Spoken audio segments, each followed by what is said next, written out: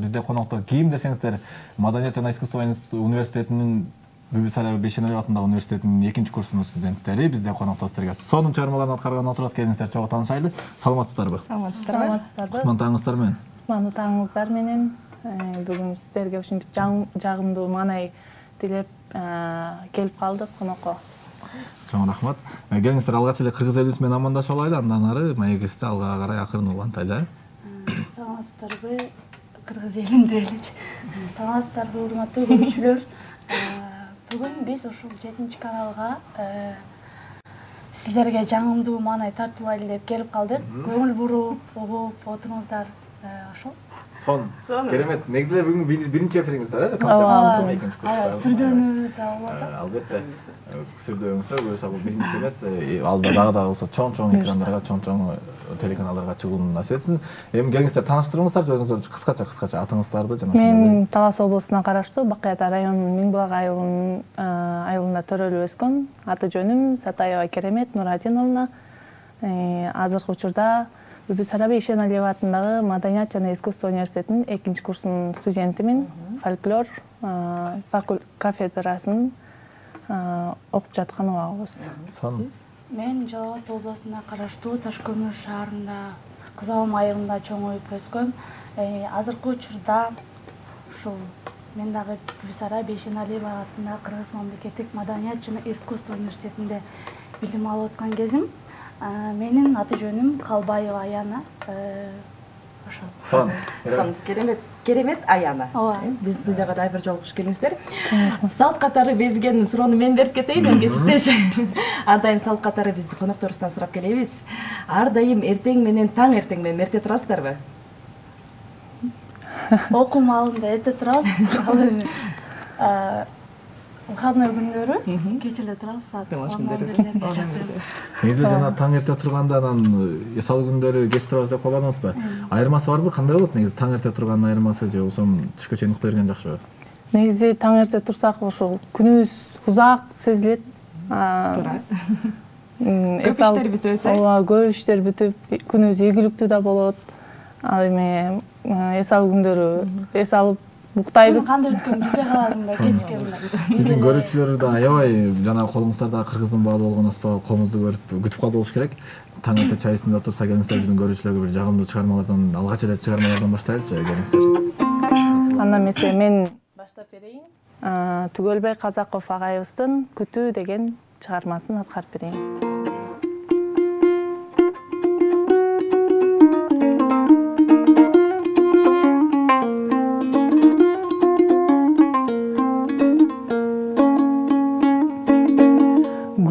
Көп жол карадым сен тараптан, төгүлгөн жанда калып кече күттүм. Ошол жол мени жалгыз алып бараткан, бир кезде тагдырыбыз экөөбүздүн.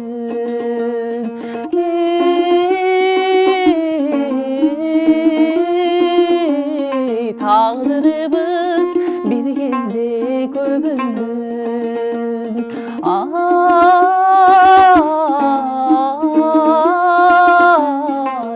tağdırımız bir gezde köbüzdün.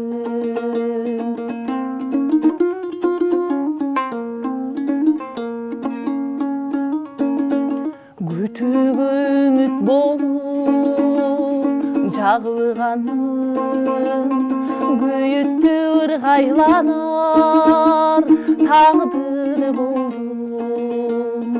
Экөөбүз жаш шаңына бөлөмөкпүз, өмүрдө бөлөк түшкөн биздин жолду.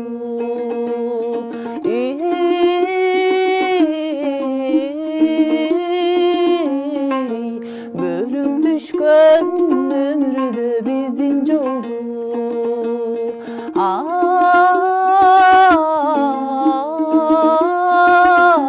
Ay, bölük düşkön ömrüdö биздин жолду. Bölük düşkön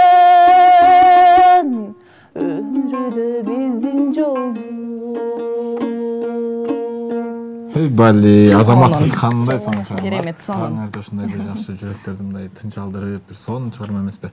Негизи жана комуздун үнүн укканда бир кесиптеш өз бир башкача болуп кетет эмеспизби? Ушул комуз туурасында бир аз бүгүн студенттерибиз менен сүйлөшсөк кандай дейсиз? Ооба, келгиле сүйлөшөлү. Бул комузду да черткенде да өз ыгы, өз ылдамдыгы менен да чертиш керек да. Бул ар ким деле үйрөнүп кете албаса керек, буга. Ооба, буга жөндөмдүүлүк керек. Эң башкысы угуу. Уксак эле тонго түшүп, буюрса жакшы ырлар болот. Үйрөнгөнүңүзгө канча болуп калды комузду? Мен үйрөнгөнүмө 2 жылдай болду. Өзүм 11-класста башоту менен комузга киргем, ага чейин кызыкпачумун. Анан ушу Бебисарага тапшырам дегенден кийин анан комузга кызыгып, курстарга барып жүрдүм. Анан жайкы каникулда унутуп калып эле кайра эле универге тапшыраарда, анан кружокторго кайра барып, ошентип экзамен тапшырып, ушул универге окуп жатабыз азыр. Мен болсо комузду кармап үйрөнүп жатканыма 2-3 жылдай болду. Мен деле мектепте окуп жүргөн кезде ар кандай кружокторго барып, сахналарга ойноп чыгып, ансамбль болуп чал убактачы эжеке көптөгөн сахналарга чыгарып ошол. Анан ичинде өзүңүздөр мындай чыгарган бир ушундай барбы? Чыгармачылык? Жок, азырынча жок. Негизи азырынча жок, бирок келечекте болот деп үмүттөбүз. Бул өнөр жана ошондой 2 жылдын ичинде күч чыгарыш бул негизи кыйын нерсе болсо керек. Анан жана ушул комузга болгон кызыгуу эмнеден улам пайда болуп калды? Ар бир эле баягы кыргыз кызы кызыга бербейт негизи эле комуз чертип, ырдаганга. Негизи эле баягы Бебисара Бейшеналиевай университетинде тапшырганга эмне себеп болуп калды? Мен ушу музыкант болгум келчү, кичине кезимден бери. Анан ошентип апам себепчи бул нерсеге. Бебисара Бейшеналиева атындагы Маданият жана искусство университетине тапшыраарда ошо 1-2 эле күлгүлчү, кичинекей. Анан Самат Көчөрбаев деген агайыбыз бир студентке мени тапшырып, экзаменге даярдайсың деп, ошол жерден дагы бир аз үйрөнүп, анан группаштардын ырдаганын көрүп, мен дагы ырдагым келип, черткенди билбечүмүн да ырларды. Анан ошентип бир күн кечке отуруп, бир ырды чыгаргам. Анан ошону менен угуу сезими да келди окшойт. Сонун ошентип кызыгып кеттик. Мен кичинекейимде бир курбум комузга катышчу. Анан мен бир күнү мени өзү менен ээрчитти да, эжекенин үйүнө.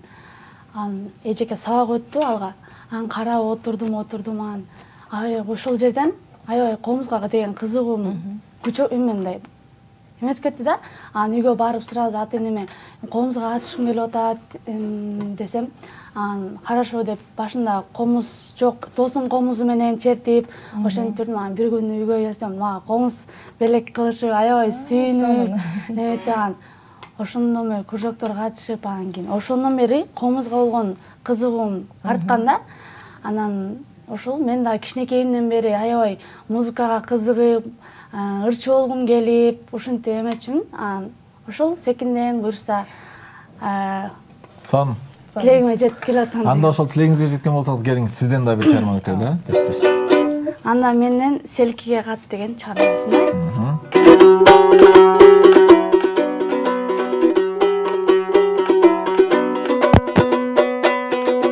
Турмуштун тунугой дайрасына толкутуп бирге кечели, талай луң адам эй болдук деп таңдагы гүлдөй өсөлү, өзүңдөн күткөн ой тилегим, о деги билбеймин качан ишке ашат.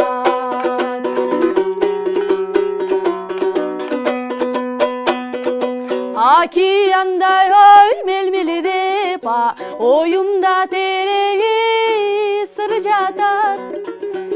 Сен деген назик ой жаш кыялда сүйүүнүн дартын ырбатат. Өзүңдөн күткөн ой тилегим, о деги билбеймин качан ишке ашат.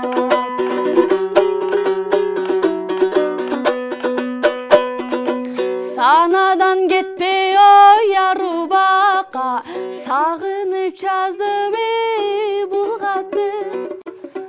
Жашчылык чиркин ой чыдатпайда, жалындатып сыздатты. Өмүрлүк оңой сыйлашып, одеги өткөрсөк кантетей кызматты.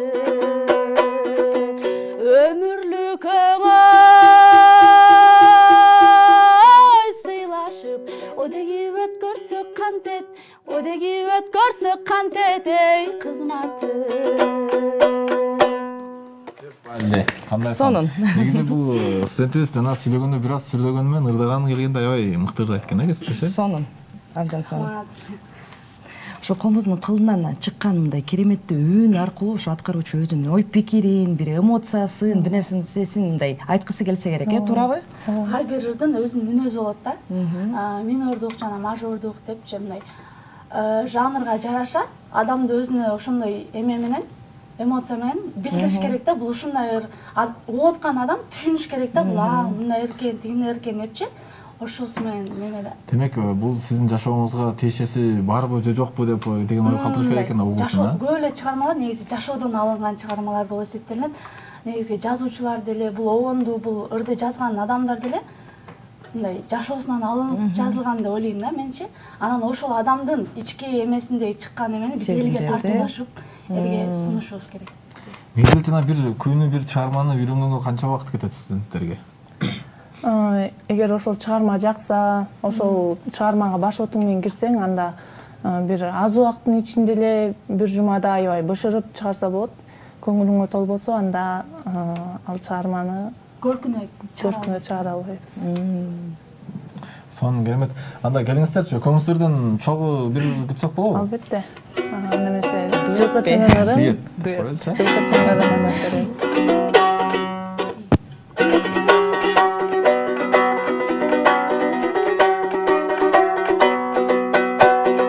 Asıl bir tokum inlenim, salkın tör jaylo жүргөнүm, эриктим жылкы кайтарыба кайдасың келчи сүйгөнүм.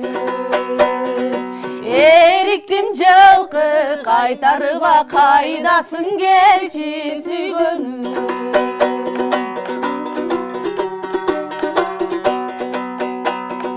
Жылкоттой чөптүн түрлөрүн, мен жыттайм жыпар гүлдөрүн, санадан такыр чыкпайсың сен, сагындым келчи сүйгөнүм.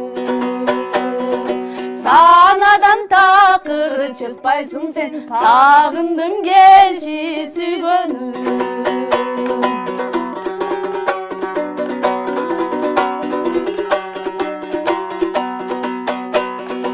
Мен жылкычы, сен чабан, кыйкырып добуш үн салам, өлкөбүз үчүн иштейли да өркүндө бөссүн гүл заман. Өлкөбүз үчүн иштейли да өркүндө бөссүн гүл заман. Өркүндө бөссүн гүл заман. Өркүндө өстүн гүл заман. Негизи бул колуңуздарда комузтардын тарыхы, таржымалы ар бир жана комузчунун өзүнүн досу, бул комуз эмеспи, жана сырдашы, сындашы, арманыңыздарды ушул комузга айтып калган күндөр болобу? Ооба. Комузду депчи. Кредит келип атты. Жана айтып калбадыңыздарбы? Комуз өзүнүн эмеси болот депчи. Аяна дайыма шаңдуу ырдайт, шаңдууларды комузга. Мен дайыма муңдуурларды өз мүнөзүңөрдү ошо комуз аркылуу чалдырат. Бирок менки жашоодон деле андай эмесмин. Шаңдуу эле кызмын, бирок ырга келгенде эле негедир муңдуурларды ырдап калам. Муңдуурларды ырдаган жагат. Шаңдуу ырдасам эле өзүм жасалма ырдап аткандай болуп эле, жарашпай эле бир нерсе боло берем да. Наоборот да. Эжекеден ыралайын дегенде эле өзүм негизи кайгылуу ырларды ырдагым келет да. Анан эжекке барсам, болор сен ушу кебетеңе жараша сен ушундай ырды ырдашың керек. Сен шаңдырларды ырдасаң, сен кебетеңе жарашат, мындай кайгыларга сага жарашпайт деп ушундай жалаң бүт эменде мындай репертуарында жалаң шаңдырлар да мендечи. Буну урушат, бул мени урушамайт, сен шаңдырларды үйрөнчү депчи. Бул экөөбүз даярданып отурганда эле мен шаңдырдан баштайм, болбосо кайгылардан баштайт. Аябай немеде кызык да. Минордук, мажордук, бул минордук ырдаса ушундай эме кызык да. Негизи ар бир нерсенин ак карасы жана болот эмеспи, ошол сыяктуу экөөңүздөр бири-бириңиздерди толтоп турасыздар да. Негизи жана өзүңүз кызыгып бир эжекеңизге айтпай кайгылуу ырдап көрдүңүз беле? Ооба, үйдө отуруп, өзүмө жаккан эмелерди комузга түшүрүп ырдайм кайгылууларды. Бирок өзүмө дагы окшошот, бирок өзүмө дагы негедир шаңдырлар жагат да. Көңүлүмө толуп. Сизчи шайыр ырларды ырдап көрдүңүз беле өзүңүз? Ооба. Мен башында устатым Улан Качканалиев дайыма шаңдырларды берчү. Азыр Кундуз Таштаналиеванын шакиртимин. Кундуз эжем бирөөсүн минор, бирөөсүн мажор кылып, тең бөлүп эч нерседен кем кылбайт. Мындай кылбайлы, таңкы эфир болгондон кийин бир аз тамашага салып келиңиздер анда. Комузу жокпу же комуз мененби? Сиз кайгылуу бир куплет ырдап көрүңүз. Сиз болсо шаңдуудан бир ырдап көрүңүздөрчү. Биз да көрөлү, эл да көрө болсун чындыгында. Комузу жок болсо деле болот. Сен баштап бер. Кайсы ырдап? Анда сиз даярданып туруңуз, сиз бир шаңдуудан ырдаңыз. Анда эмесе мен Эсен бол деген Жуманбүдүн Шералиев агайыбыздын ырын ырдап берем. Эксклюзив болушат.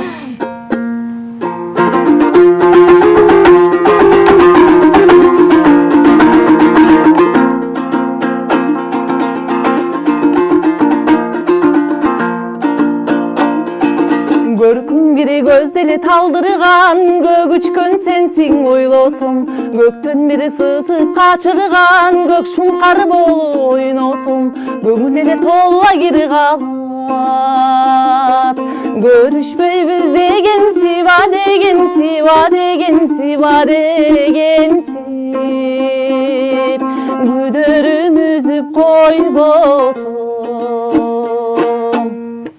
Ушундай. Кезексизге. Комузу жок, да? Нарындан жазган салам каттырдап турган да.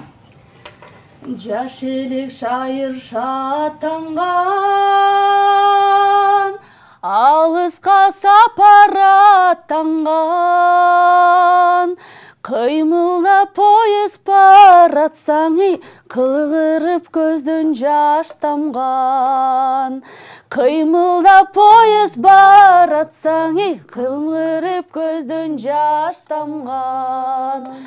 Жөнөдүм нарын калага, ынагым сенсиң садага,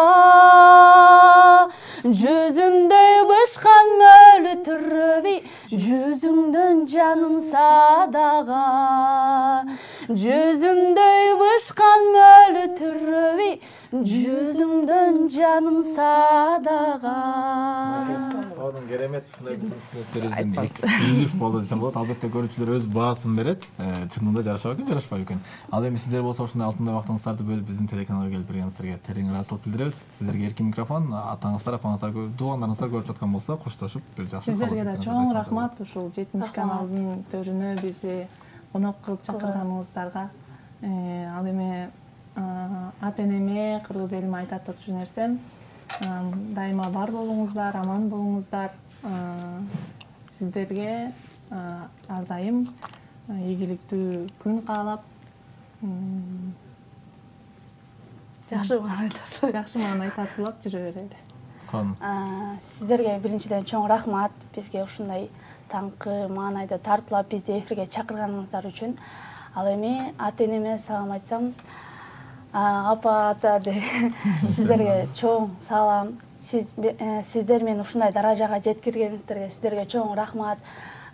Бир туугандарыма жана үй бүлөмө бардыгына менден чоң ысык салам. Албетте кесиптеш сон. Чоң рахмат, дагы бир кеңири асуулт билдиребиз. Ал эми бизге берилген убакта соңуна чыгып бараттыр. Кесиптеш таң эртестерге ушундай таң сыр берүүсү бир аз да болсо жакшы маанай жана ушундай эле пайдалуу кеңештерибиз менен бөлүшүп деп толук ишенем. Андыктан таң сыр берүүсүнөн алсаңыздар, дайыма таң сыр берүүсү таң эртестер менен кызматта биз сиздер менен албетте коштошпойбуз. 1,5 саат алкагында алып баруучулук кызматта мен Ырысбек Чачасынов жана ушундай эле кесиптешим. Мен Нура Турдукулова. Биздин жашоодо ушундай жакшы, ушундай таланттуу адамдар болгонго мен аябай суктанам. Себеби дегенде ушундай адамдар аркылуу өз чыгармачылыгы аркылуу бизге жакшы маанай тартуулайт. Урматтуу телекөрүүчүлөр, биз дагы сиздерге жакшы маанай тартууладык деген ойдобуз. Биз сиздер менен коштошпойбуз. Кийинки эфирлерден көрүшкөнчө сак саламатта калыңыздар.